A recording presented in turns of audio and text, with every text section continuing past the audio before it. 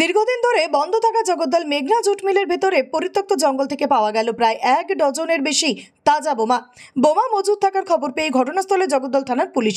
খবর দেওয়া হয় বোম ডিসপোজাল স্কোয়াডকেও। পরে ঘটনাস্থলে পৌঁছে বোমা উদ্ধার করে থানায় নিয়ে যাওয়া হয়। পরবর্তীতে বোমাগুলো নিষ্ক্রিয় করা হয়।